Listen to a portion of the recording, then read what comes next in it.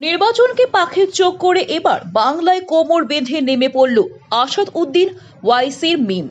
কলকাতার মৌলালী যুব কেন্দ্রে অনুষ্ঠিত হল অল ইন্ডিয়া মজলিসে ইত্তেহাদুল মুসলিমিনের পশ্চিমবঙ্গ রাজ্য সম্মেলন।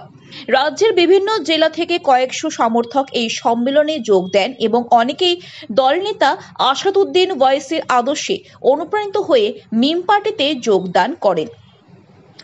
এই অনুষ্ঠানে উপস্থিত ছিলেন মিমের রাজ্য নেতা ইমরান সোলাঙ্কি, নফিস আনসারি, রিয়াজ আহমেদ, সেলিম খান, আসাদুল শেখ সহ অন্যান্য শীর্ষস্থানীয় নেতৃবৃন্দ। বক্তৃতায় তারা দলের ভবিষ্যৎ কর্মসূচি ও পরিকল্পনার কথা তুলে ধরেন। মিম নেতারা জানান খুব শীঘ্রই সুপ্রিম নেতা আসাদ উদ্দিন ওয়াইসি পশ্চিমবঙ্গে আসবেন এবং দলীয় কার্যক্রম আরও জোরদার করবেন। তারা আরও জানান 2026 সালের বিধানসভা নির্বাচনে সর্বশক্তি দিয়ে লড়াই করবে AIMIM এবং বাংলার রাজনৈতিক মঞ্চে গুরুত্বপূর্ণ ভূমিকা রাখার জন্য প্রস্তুতি নিচ্ছে দল। এই সম্মেলন ঘিরে দলীয় কর্মীদের মধ্যে ব্যাপক উৎসাহ ও উদ্দীপনা লক্ষ্য করা যায়। আমাদের কর্মী সময়ের উদ্দেশ্য এটাই, আসাদ সাহেব যে বার্তা 2026 ইলেকশন, আমাদের কর্মী বিভিন্ন জেলাতে আমাদের পশ্চিমবাংলায় কাজ হচ্ছে, আমাদের রাজ্যে সবাই আমাদের একটা পরিবার, সবাই আজকে জানতে পেরেছে। কেউ মুর্শিদাবাদ আছে, ওরা জানে না সংগঠন, মালদা যে থাকে ওর জানে না সাউথ চশমা সংগঠন।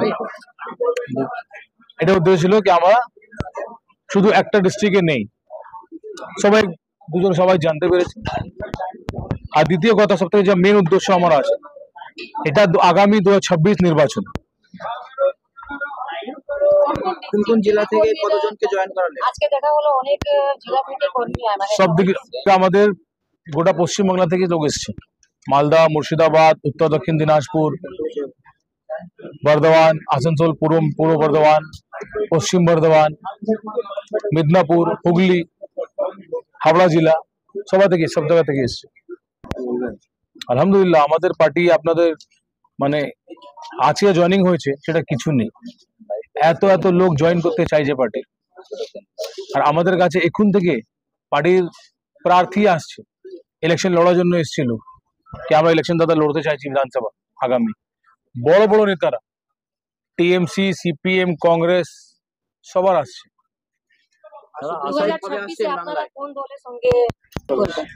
আমরা আছি, আমরা লড়ছি। আসাদ সাহেব তাহলে একটা কথা বলুন তো, তৃণমূল আপনি জিজ্ঞেস করবেন তো তৃণমূল যা বলছে, আপনার গোয়াতে গিয়ে কার সুবিধা করেছেন আপনি? তারপর এখন ইলেকশন আমাদের হয়েছে পশ্চিমবঙ্গে, আপনার ত্রিপুরাতে কি কার করেছেন সাপোর্ট, কার সুবিধা করেছেন? এসব রাজনৈতিক কথা না, এটা শুধু মুসলমান ভোট নেওয়ার জন্য এর কথা, এ বিজেপি চলে আসবে, এসব কিছু নেই। লোক বুঝতে পেরেছে, লোক এখন যখন থেকে ওয়াকফ বোর্ড বিল এসছে, ভারত আমাদের রাজ্য, আমার যতগুলো আমার মুসলমান ভাই, নন মুসলিম ভাই, শুধু মুসলিম না নন মুসলিম ভাই সবাই জানতে পেরেছে। আর মিমের সঙ্গে আসাদ সাহেব যে যেরকম লড়াই দিয়েছি সুপ্রিম কোর্টে, তারপরে আমাদের যখন পহেলগাঁও হামলা হয়েছিল তার বিরুদ্ধে আসাদ সাহেব গিয়ে দেশে বিদেশে যা নিজে কথা রেখেছে। আলহামদুলিল্লাহ, সবাই নন মুসলিম ভাইরা পার্টির সঙ্গে আছে।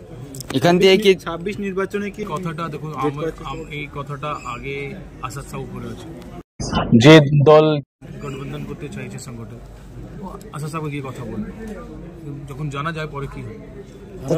আমি আগেই বলেছিলাম আমরা 294 সিটে তৈরি আছি। আমরা এটা না কি আমরা 10 সিটে লড়বো, 20তে লড়বো। আমরা দেখুন, জঙ্গিপুর থেকে যে মুস্তাক সাহেব আছে, উনি তৃণমূলের বড় একটা পদে আছে, ওনার ভাইও দলের দাদা, উনিও তৃণমূলের ছিল। আজ উনি জয়েন করলো, ওনার সঙ্গে 200 জন পরিবার আজ জয়েন করলো এবং রাজ্যের বিভিন্ন জেলা থেকে আজ তৃণমূল এবং কংগ্রেস, সিপিএম থেকে জয়েন করলো, আইএসএফ থেকেও, বীরভূম থেকে। তার আগে এই দেখুন, আমরা তো মনে করি আমরা লাভবান হবো, যেভাবে ব্যারিস্টার আসাদুদ্দিন ওয়াইসি সাহেব লোকসভায় যখন বিল পাস হলো সংখ্যালঘু মুসলিম বিরোধী, সেই বিলের বিরুদ্ধে রাজ্যের শাসক দলের এমপিরা ভোটাভুটির সময় তারা উপস্থিত থাকছে না। তাই মানুষ বুঝতে পারছে যারা ভোট নিয়ে গেছে সংখ্যালঘুরা যখন বিপদে তাদের পাশে থাকে না। রাজ্যের মুখ্যমন্ত্রী মমতা ব্যানার্জি বিজেপির বিরুদ্ধে বাংলার সংখ্যালঘু মানুষ যখন আন্দোলন করছে আমাদেরকে দিল্লি যাওয়ার কথা বলছে এবং সংখ্যালঘু এলাকা থেকে ভোটের সময় বিজেপির ভয় দেখিয়ে ভোট নিয়ে যায়। সেই মমতা ব্যানার্জির আসল চেহারা বুঝতে পারছে। আমরা এই সরকারকে ভোট দিয়ে আমরা বাংলার গদিতে মমতা ব্যানার্জিকে বসিয়েছি। আমরা 30% সংখ্যালঘু মানুষ ভোট দিয়ে বাংলার গদিতে বসিয়েছি। আর দীঘাতে কয়েকশো কোটি টাকা বিজেপির হিন্দুত্ববাদী রাজনীতির চাপে পড়ে কয়েকশো খরচা করে ওখানে মন্দির তৈরি করছে। আমরাও তো এই সরকারকে ট্যাক্স দিই, আমরাও তো ভোট দিই, আমরাও তো সেখানে একটা মসজিদ দাবি করতে পারি। কেন ওখানে আমাদেরও তো জাতির মানুষ যায় ওখানে। কালকের প্রোগ্রামও পুরো 14 তলা অব্দি হিলে আছে। কালকে 2টোর সময় তারা আমাদেরকে অনুমতি দিয়েছে। বহু চক্রান্ত করেছে কলকাতা প্রশাসন এবং লাস্ট অব্দি আমাদের ইমরান সালঙ্গি সাহেব এবং নাফিজ আনসারি সাহেব কলকাতা প্রেসিডেন্ট তারা চেষ্টার উপরে আমরা পেয়েছি। এদের সঙ্গে লড়াই করে আমরা পারমিশন পেয়েছি। আমি Murshidabad MIM district president Asadul Sheikh.